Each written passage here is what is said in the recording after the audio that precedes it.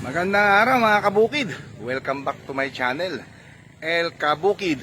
Ngayong araw na to mga kabukid, nandito tayo ngayon sa bayan ng Santa Rosa, Barangay San Isidro, para saksihan po itong nagaganap na pa-derby, festival ng DA, yung biofertilization ng DA po ay Region 3. Okay, tapos na po tayo sa Region 1 and 2.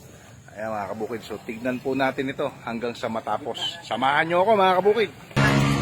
May iba't ibang company po rito, agri company po ang nandito, and then mga inorganic na rin po, mga synthetic chemical nandito rin po, kalahat din sila rito. Dito ako po ng farmer.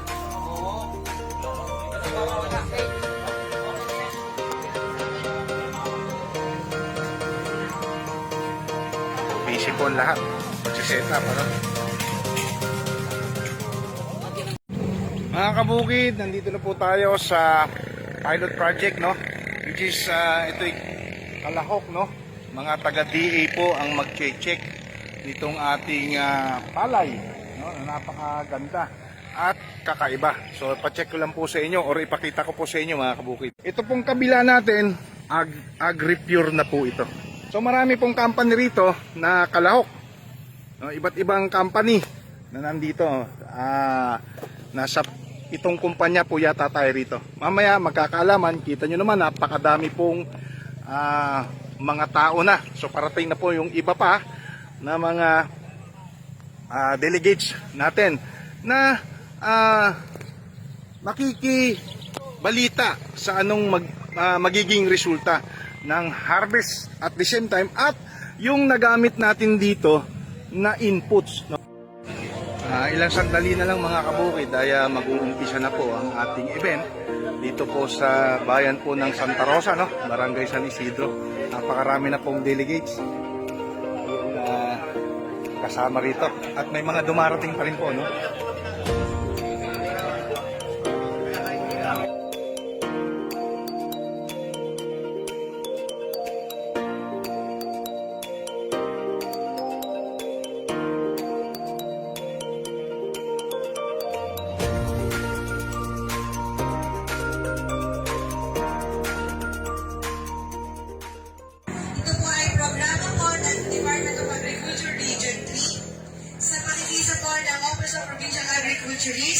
Municipal Agriculture Office at ang kabuuan po ng mga sumali na fertilizer company ay 7 po. So binubuo po ito ng 7 fertilizer company na nagsama-sama upang ipakita po ang iba't ibang kagandahan at katangian ng kanilang mga produkto. So mamaya po magkakaroon po ng presentasyon ng bawat kumpanya. Inihiling ko po ang pakikisa ng magsasakang nandito, pakinggan po natin mabuti at namin po natin ng mga kagandahan na ibabahagi ng mga kumpanyang ito na makakatulong po sa ating pagsasaka.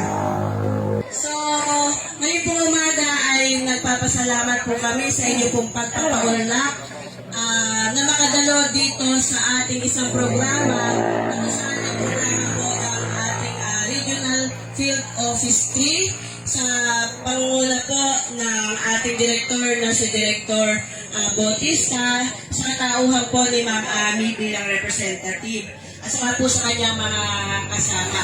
So nagpapasalamat din po tayo sa ating Office of the Provincial Agriculturist sa pangunguna po ng ating Assistant Provincial Agriculturist sa katauhan po ni Doc Jason. At gayon din po, siyempre sa magsasaka na tumanggap po sa programas sa pamamagitan po ni Kuya Wilfredo Cayosa. So palakpakan naman po natin, po natin dito sa harapan.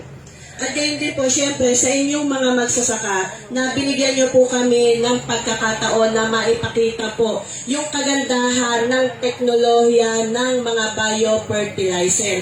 So ibig sabihin po, ito po ay mga organic na produkto, organic-based na produkto na kung saan mamaya po ay ibibigay po sa atin, ilalahat po nila yung ganda ng produkto na kung saan ay para kakain tayo ng mga ligtas na pagkain. Sa programang humawak po sa pamamagitan po ni Ma'am Cecil, siya po yung tumutok para ma-establish po ng maayos yung ating pong fertilizer derby po dito sa Barangay Santo Rosario. So palakpakan naman po natin si Ma'am Cecil.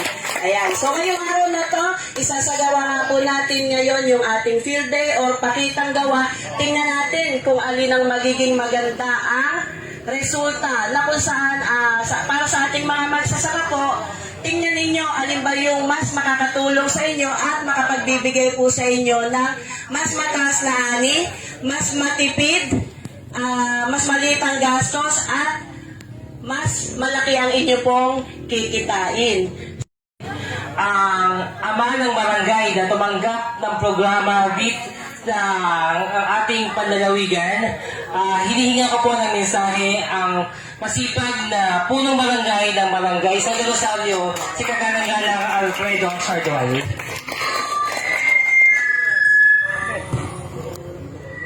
Isang magandang umaga po sa ating lahat. Una po sa ating mga magsasaka. Nakita ko po nandito ang aming magsasaka ng Barangay Santo Rosario. May bilang din po inspektor sa San Isidro. Gano'n na lang po, hindi ko napakahabaan at isang magandang umaga po. Pagpalain po tayo ng buong may kapal. Salamat po, Ate Des at Kapitan Alfredo Sardual. Talaga namang idinidiin natin yung kabutihan po ng programang nilulusad natin ngayong araw na ito. So isang mensahe pa po ang manggagaling mula po sa Provincial Agriculture Office sa pamumuno po ng ating Acting Provincial Agriculturist. Tawagin po natin si Dr. Jason De Guzman, ang ating pong Assistant Provincial Agriculture.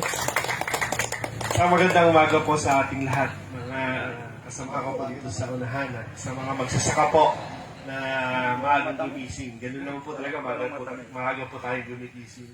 At sa umagang ito ay nakita naman po natin yung ganda ng mga produkto na pinakita po nila yung benefits at features ng produktong ito sa paggamit po ng kanilang yung mga biofertilizers. Alam niyo po, ito po yung hangarin ng ating ama ng lalawigan, si Goboy, na talagang mapayaman palalo ang ating mga farmers.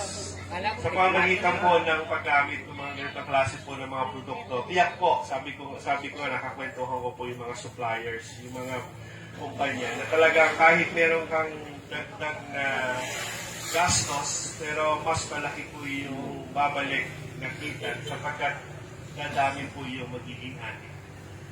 Sa inyo po, sa ating probinsya, sa ating munisipyo, sa ating barangay, at sa buong Pilipinas. Maraming salamat po sa ating. Nagbibigay ka po kami sa aming pong municipal administration, administrator si Kagalang-galang Rubensi Esquero. Magandang umaga po. Hindi po ako masyadong marunong salitang ng ano eh. Sa pito pong nag-demo sa amin, nakita nyo naman po yung mga bawat isang plot. Kaya lang po, yung sa akin po, yung farmer practice, di po natin napuntahan. Dahil po ando siya sa dulo. Ito pong nagsipag-demo sa amin, di po sila gumamit ng insecticide. Tapos po, malaking tipid po sa fertilizer. Kung kukumpara po sa farmer practice ko po, ako po, nakapag-spray po ng 3 beses ng insecticide.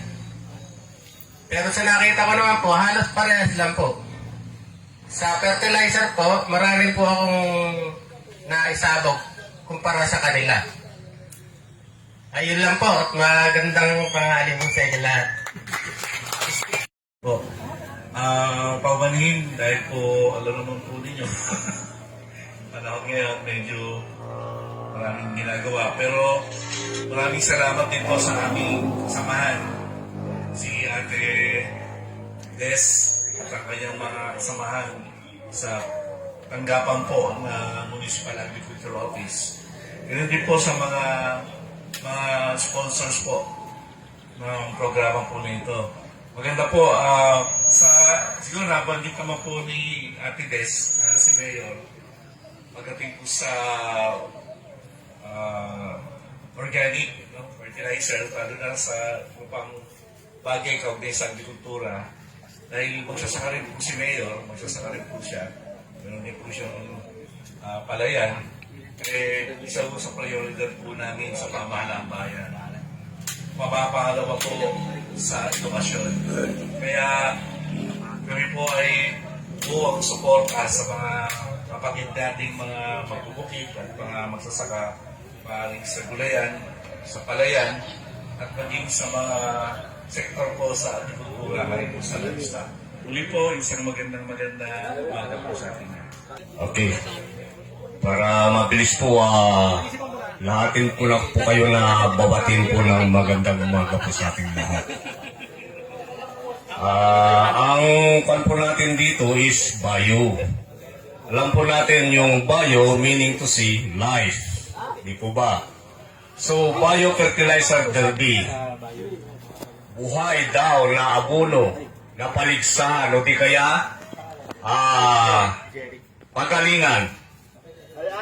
Yun po ba yung tamang pagkabigkas? Tama po ba? Okay. Ang i-discuss ko po dito kung bakit ganun na lang po yung nakita po natin na kagandahan ng ating treatment. Ang unang-una po dyan na inano po natin is nakakatulong po yung turulan preparation. Kita nyo po walang damo. Pero hindi tayo gumamit ng pre-emergence. Tama po ba? Isang sikreto po ito para mapaganda po natin yung ani. Kahit gaano mang kaganda yung produkto mo kung tinubuan ng damo, anong mangyayari? Yun po yung unang-unang hakbang, mga kasaka. So, ang kwan po natin, paligsahan na ito, pero inihahambing pa rin po natin yung RCM ng DA o di kaya recommended rate. Ano ba yung recommended rate na yan? Ang pagkakalam ko po is 130 na nitrogen, 40 kilos na phosphorus, then 50 kilos na potassium. Tama po ba? Okay. Hindi lingid sa kalaman ng ating magsasaka o di kaya mga sintista na mga nagpo-formulate, ang pagkain po talaga ng halaman ay walang iba kundi 16 essential elements. Tama po ba? Para maganda yung ating halaman. Okay. Napagaganda po ito kasi pag magtulong-tulong yung technology na gagamitin mo, makikita mo yung resulta talaga maganda. Okay. Ano ba yung 16 essential elements na yan? Nandiyan yung nitrogen, phosphorus at saka potassium. The rest is micronutrients. Plus biofertilizer. Okay. Dahil bio siya, yung ginamit po natin dyan na RCM is 50% lang. 50%. Okay. Paano mababalansi? Paano masusupusupan o kaya madagdagan yung recommended rate na yan through bio? Ganito po yung nangyayari. Ano ba yung marumat po natin sa sakahan? Yun ang tanong. Hindi porque marami ka ng inokulant o kaya bio na decomposer, magkakaroon ka ng NPK dyan sa bukid. Nagdidipindi po dyan kung ano yung madadatnan niya sa bukid. Tama po ba? Kaya, sa science po, di kaya yung findings ng mga researcher, sa dayami may 2,000 to 2,500 kilos na makukuha sa isang hektarya. Tama po ba? Okay. Yung total NPK nun, nagre-reach siya ng 1.2%. Pag hindi ako nagkakamali. I-convert mo ito ng NPK, paano mag-convert? Sabi kasi sa mathematics, how to convert percent to kilos, almost move 2 ciphers to the left, then proceed to multiplication. Nakuha niyo mga kasaka? So, 0.012 times 2,000, ilan yung makukumong total NPK. Yun po yung dinadagdagan ng ating produkto.